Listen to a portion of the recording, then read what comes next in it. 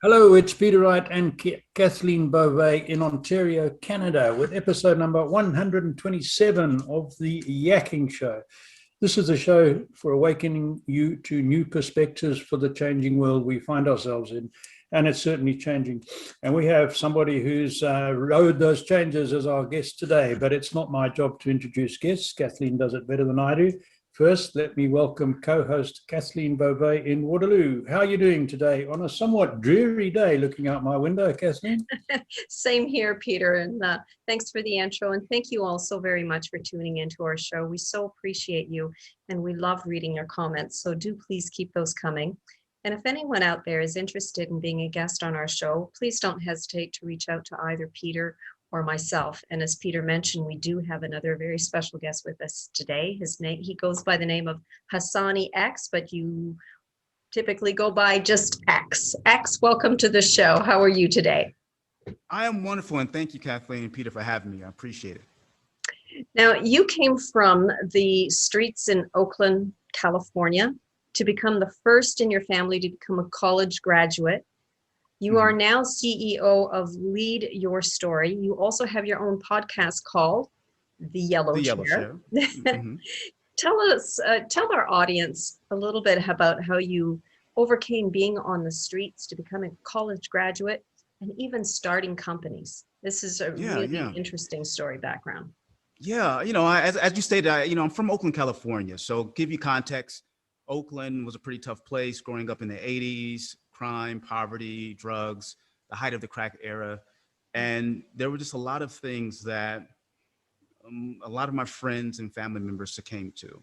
And I was fortunate enough to find a way out and go to school and attend an Ivy League school of all things and see this whole new perspective of what life could be like, right? There wasn't that it was better, it was different. And there were certain things that I learned in terms of how to tap into what it means to provide value to the marketplace and have it exchanged with you, to the point where I graduated and started a business immediately, no job, to start a business called 4E Consulting. And we were helping businesses to grow in Los Angeles.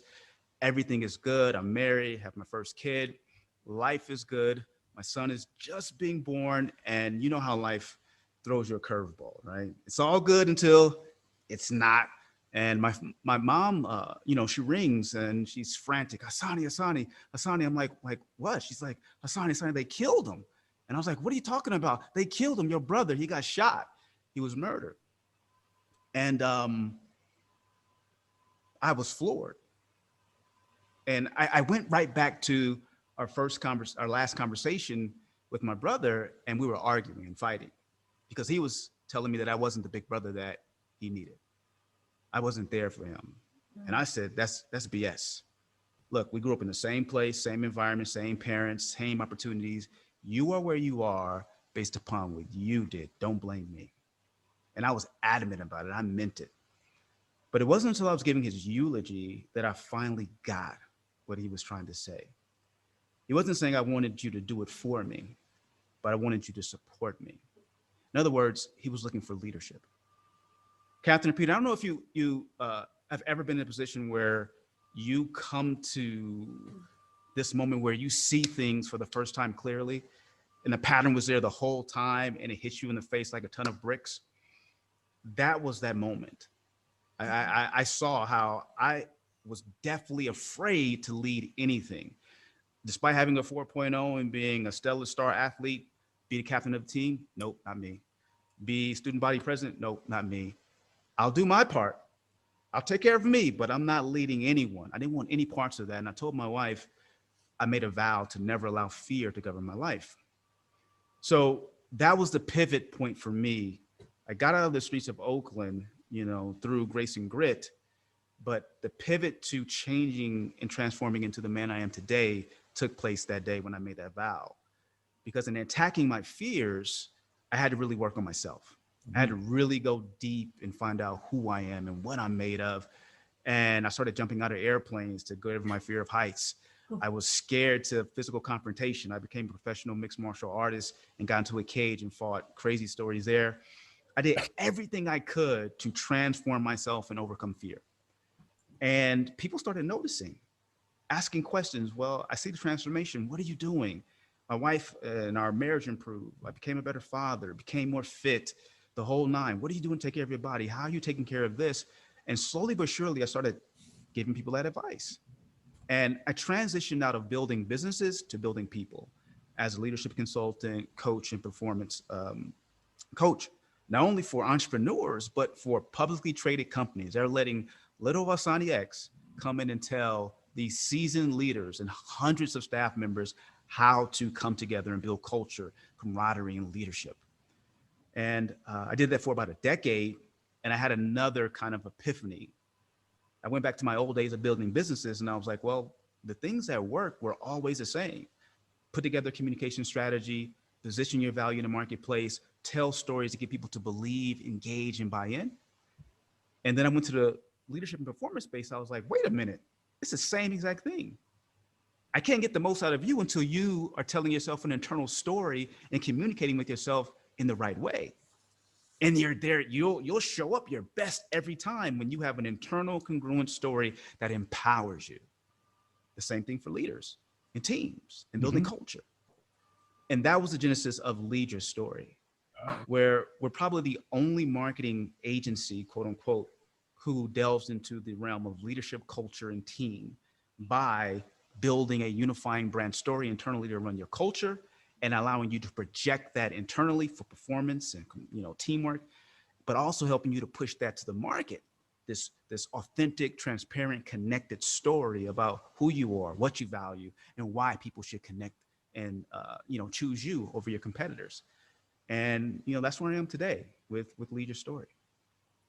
Wow, that's answered one of the questions I was going to ask you. I was really intrigued to find out why you moved from coaching businesses to coaching people, and but I see the commonality of what you're saying there. That it's all about leadership and story. So great. Oh wow, that's very interesting. Certainly, Kathleen, you wanted to ask Hasani something. You say you have a unique take on leadership. Can you tell us what you mean by that? Yeah. That's a great question. I think like no other time in history, we're inundated with information. At the top of the show, Peter was going over what this is about. In this changing world, how do we find the things that allow us to adapt and become more effective? Well, if we look on our phones right now, like no time in history, we have more information that we can access right here than we ever had in the history of mankind. You and I can find information on anything and understand the X's and O's of how to execute, how to learn something, how to put something together. Basically, 99.9% of that is there for the taking. And what I recognize is that leadership is not about information. It's about transformation. It's about being able to access this information and turning it into an ethic that you live and embody.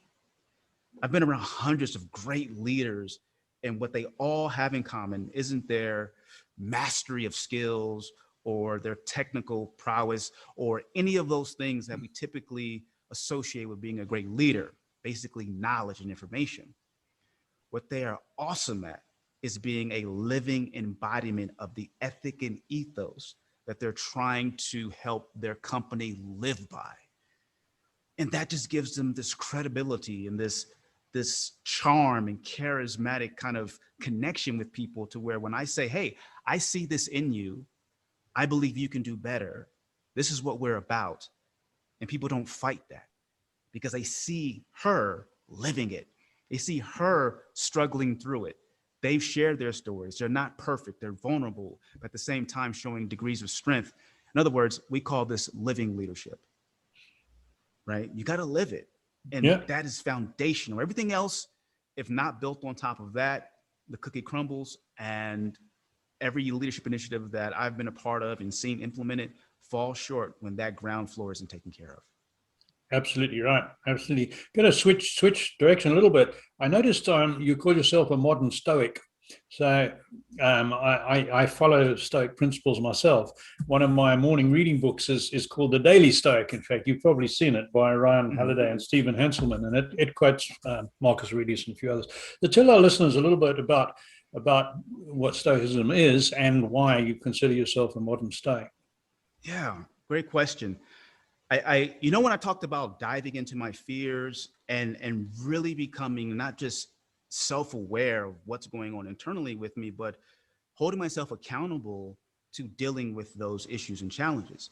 And I think when we think about the idea of Stoicism, we're basically trying to reduce things down to their essence. Mhm. And understanding and connecting to their essence, we can see the truth.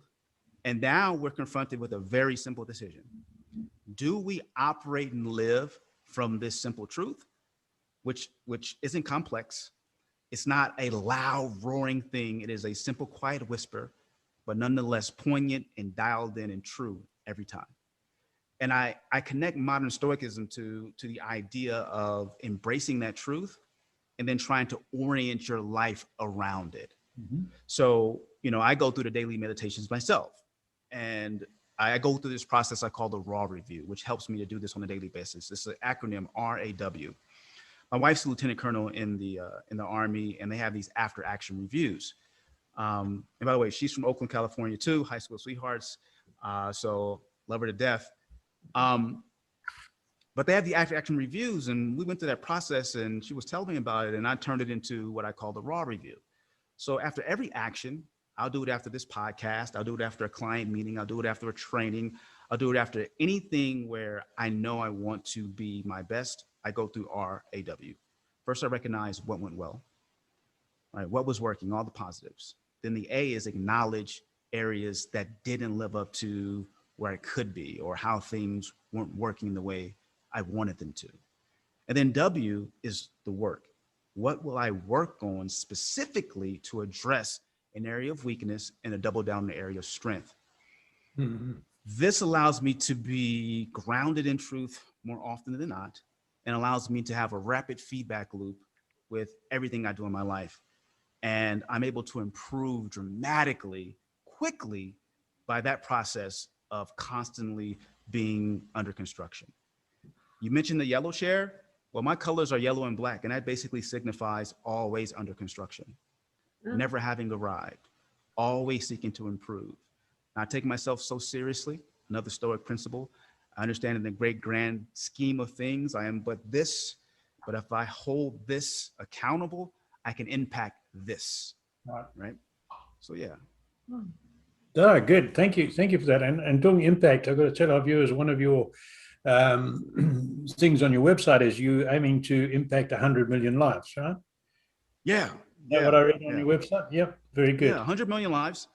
I came by way of that. One of the things in my early days in working with leaders and teams is I recognized that oftentimes we were working in bigger companies and there just wasn't this direct way in which we can impact the entire company. But I recognized that if we can impact just 1% of an organization, I saw a pattern start to unfold. I looked at movements in the past, I looked at movements in the present.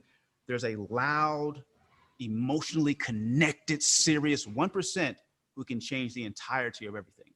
Yep. And 1% of the world's population roughly is 7.9, 70 million people, 80 million people. And by the time I'm all done, I think there'll be 10 billion. So I rounded on 1% to 100 Okay. million. Ah, good one. Right. Right. Back to you, Kathleen. so X, tell our audience why having a story and the willingness to share it helps a person live a happy and healthy life. Okay. There's so many angles. Let me start with one story is one of the most powerful ways in which we've adapted our capacity to communicate. We're hardwired to want to engage in stories. The brain, they've done neuroimaging studies on people's brain on story versus just regular everyday talk. Certain regions of the brain light up. And the theory is basically that as we sought to survive the dangers of the world, we listened to our fellow brothers and sisters with their stories of what they've been through. And then we were able to learn based upon their experience vicariously where to avoid the pitfalls and the challenges and the dangers in life. The brain is hardwired to want to avoid those pitfalls and create more opportunity for pleasure. So these stories give us the blueprint that allow us to function and allow us to adapt what we do, what we think, and what we feel. No other species on the planet has that mechanism. When they're born, they come into the world and have to basically build from scratch every single thing that is part of their life. We get to build upon this collective story that embodies and empowers us. So that's one story. We're hardwired for it. Number two, society and where we are in the modern age, story becomes the biggest differentiator. When we look at all endeavors, I say from now in the future, there will be two winners in the market. And even for those who aren't entrepreneurs or businesses, this still applies. Big businesses will win because they will trade on product and price, and they will squeeze the margin and operate at scale. They'll sell millions of things and be super profitable, very hard to compete. Think Amazon. But on the other end of the spectrum, you have brands. People who don't trade on being the best product or the lowest price, but they trade on connecting deeply with people. So we open our wallets, we give them our time and resources because we believe in them. They create a feeling inside of us, and we're loyal to that feeling as opposed to the facts, functions, and features of the thing. So when you think about your life, whether you're an entrepreneur, a coach, a teacher, whatever you are, if you haven't created a distinct brand or you can't scale to be big, you're in a very vulnerable position. The middle is being eroded, is being wiped out. And that's where the greater majority of people are competing. And it's harder and harder each day to eke out a living stuck in this middle space.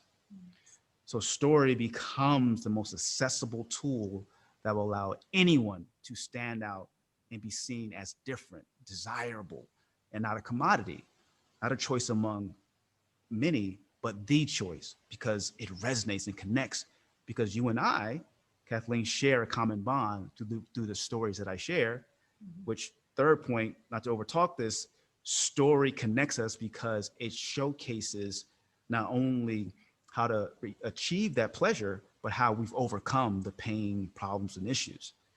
So for example, a leader who shares that shows vulnerability, shows that they're not perfect. And now they become more relatable. They become more connected. I was this before. I understood how to arrive and succeed. Somebody listening to that say, I'm in that position. I want to do that too. I believe in you. I want to follow. Good, very good. I got one for you.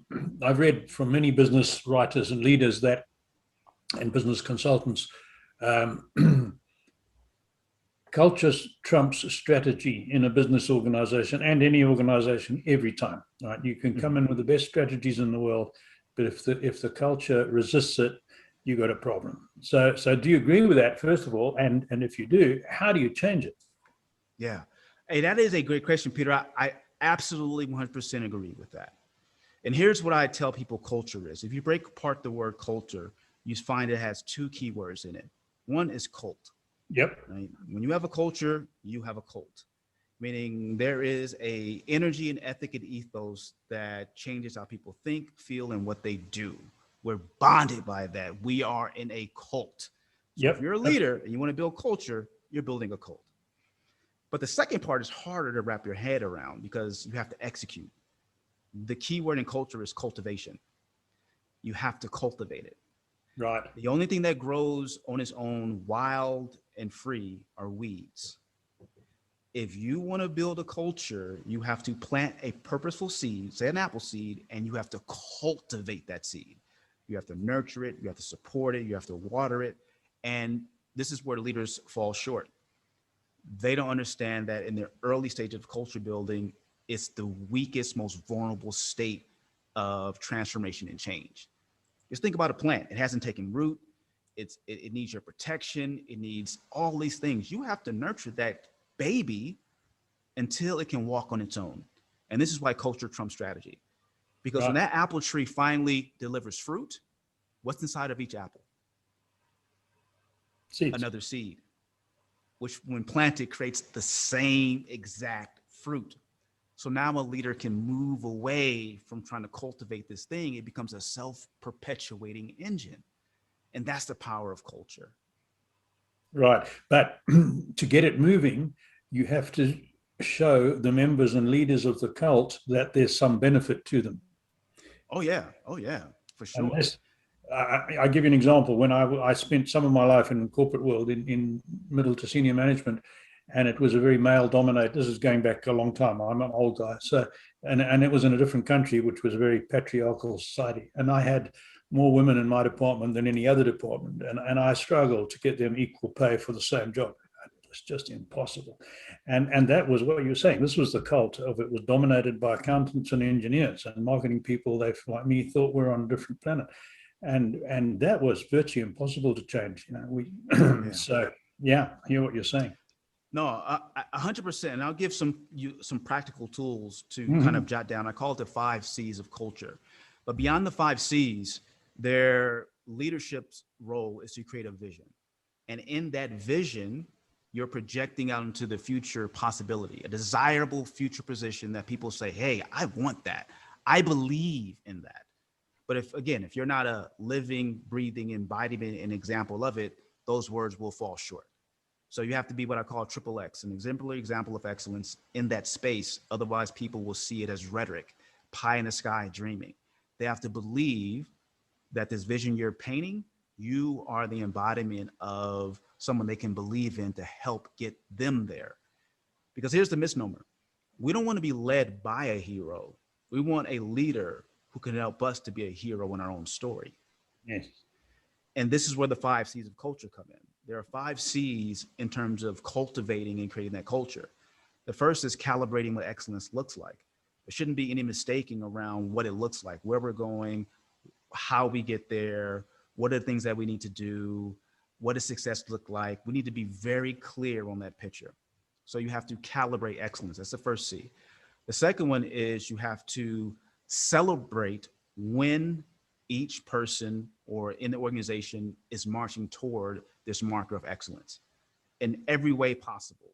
Celebrate the win, celebrate the win. So many of us want to wait until the end to give the kudos, but people need fuel. So we need to celebrate it.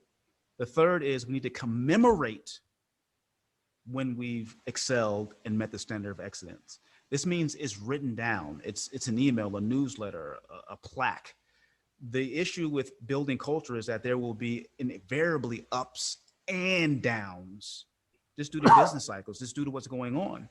When you're in a down cycle and you haven't commemorated and put it in writing, you'll say, I suck or we suck. Yeah. But a leader can say, wait. You remember we did this? Look at this board. We did this, we did this. And people go, whoa, wait a minute.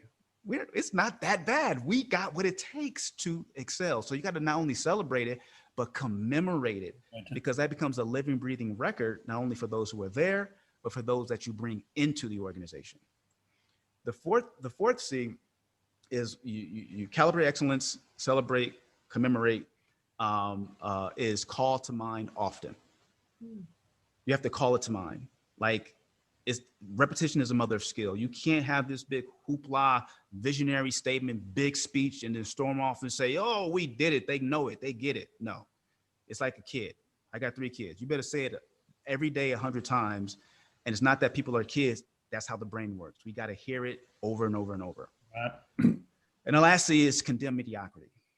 When you see mediocrity, when you see people falling short of the bar of excellence, you must condemn it. Kill the monster in the crib when it's a baby. Don't let it become full scale. Now it can infect the others, right? Spoiled apple ruins the bunch, all that good stuff. Condemn mediocrity right when you see it and recalibrate towards excellence. So that's the 5 C's that we help leaders implement when we're working on leadership. Excellent. That's really good. But the last one, quick one, condemn mediocrity is somewhat not politically correct, right? Especially these days and age, especially today. Oh my. But you can't run an organization without I agree.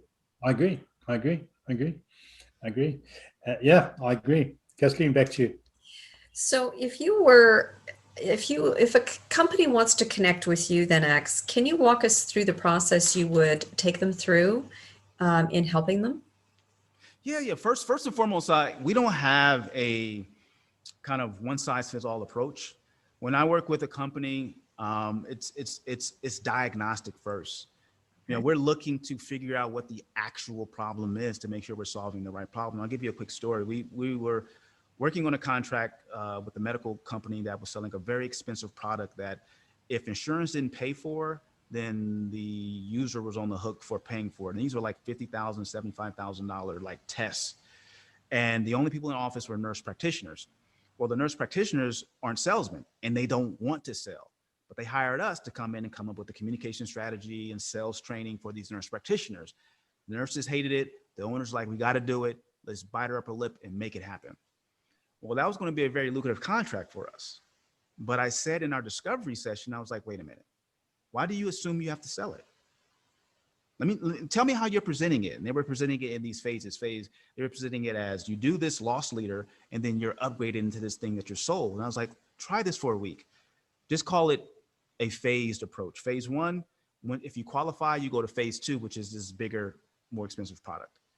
They tried it for a week. They went from a 5% close rate to almost 95% by just changing how they communicated what the product was. No selling. That's what I mean by we don't have a prescriptive approach. We diagnose and work on strategy and figure out what's the best way to achieve either helping you to build that brand and connect with your audience, or to help you connect more deeply with your people as a leader in a team, in a culture. And from there, once we discover and create strategy, we then agree upon, what's the investment, et cetera, et cetera, et cetera. And then we not only help you develop the strategy, but we also help you to lead that thing through its execution, which is a distinction for us. Strategy without leadership always falls short. Yeah. Very good. Interesting one. I got a favorite that I like to ask people like yourself who've had lots of experience and been highly successful in their own lives. If I was to ask you for the one key ingredient you believe is necessary for a leader to be successful and stand out, and be head and shoulders above the average, and that doesn't matter if it's business, organization, sport, what do you believe that key characteristic is? Is there one? Reframing the story. You have to be able to quickly reframe the story. No matter what's happening to you, if you can't create an empowering meaning around it, you'll quit, you'll stop, and that fear will permeate when you're communicating with others. Right. A quick story. When I was 10, we traveled down to San Diego to my aunt's house. She was a rich aunt. She had a pool. Us ghetto kids couldn't swim. We just loved going to our aunt's house. And I had my Hot Wheel. I was playing by the side of the car. So I'm an 80s baby, had my Hot Wheels, and I threw it between my legs, and it went into the deep end of the pool. And my dad came running up behind me and said, "Go get it." And I was like, "Go get it? I can't swim. Go get it." He picks me up and throws me in the pool, the deep end. I'm struggling for air. I'm thinking I'm going to die. Light flashing before me. I'm hollering and screaming. And I get to the edge, pull myself out. I'm crying. He says, "Come here." I'm definitely scared of my dad. So I walk over to him crying. He picks me up and throws me in again. Oh. He did that at least 5 times. When I got out of the pool, I was crying. I went to the side of the house. I was distraught. But 5 minutes later, I had an aha moment. Like, wait a minute. I didn't die. Wait a minute. I jumped in the deep end. Wait a minute. 10 minutes later, I was the only little kid playing in the deep end. Yep. The point is, if you don't have the capacity to reframe all of the issues and challenges that come at you as a leader, you will fail. Because when you practice and rehearse your drama as something negative, it becomes trauma. Absolutely. Right? Drama rehearsed becomes trauma. Yep. A great leader short circuits the skid because they can reframe the story and find an empowering meaning around what their experience is. And then they can communicate that not only to themselves to keep them going, but to others around them. Others as well. Yeah. That is a key skill. You, in looking back at that experience, was that the best way for you to have learned that lesson? Definitely not. Like I couldn't imagine doing that to my kids. I'd probably be in jail right now. But I have tons of stories like that, and I have to be honest here. I didn't learn that skill. I naturally went to reframing as my go-to because I never felt like anything outside of me could help me. So I had to figure it out. Yeah. But I've been teaching leaders this skill set and helping them with tools to help them to reframe. And it's not that they don't have the skills to continue to own the up. It's when things go bad that they quit, fall short, or they stay in the downward cycle far longer than they have to destroying momentum. But Kathleen, 100%, there probably was a better way to learn it, but I did learn it that way. Yeah, I Oh, love it. goodness. Oh, well, I tell you, X, we can go on for probably another couple of hours. And unfortunately, we're running out now. Yes, we are running out of time, but how can people contact you? Two ways. Two ways. If you just want general information, go to our website, leadyourstory.com. But if you really want to dive into the idea of story for building an unstoppable brand or building culture as a leader, then I invite you to reach out in two ways. One, you can text me and join our insider community where you'll get access to our free course. And that number is 800-425-2095. That's 800-425-2095. You'll automatically be added to that list. If you prefer not to be texted and you want to join via email, you can go to launchmystory.com, where we have our free story course, 6 videos, download of our UBS, which is our unifying brand story process that we use with our clients. Like, nothing's held back. I give that all to you. And it's been impactful in many business leaders' lives. Excellent. I'll put all that on there. And in the introduction, thank you very much for that, Hasani. Well, That was a pleasure. I really enjoyed hearing your stories, and I don't feel too bad about some of the things I did to my kids now. I'll finish with that one. I won't ask. Yeah. Peter. I won't ask. Don't ask. Good. Oh my goodness. It's been an absolute pleasure having you on our show today, X. Thank you so much for joining us. And I thank you all so much for tuning into our show. Once again, we so appreciate you and we love reading your comments. So do please keep those coming. And again, if anyone out there is interested in becoming a guest on our show, don't hesitate to reach out to either Peter or myself. And until next time, bye-bye, everyone.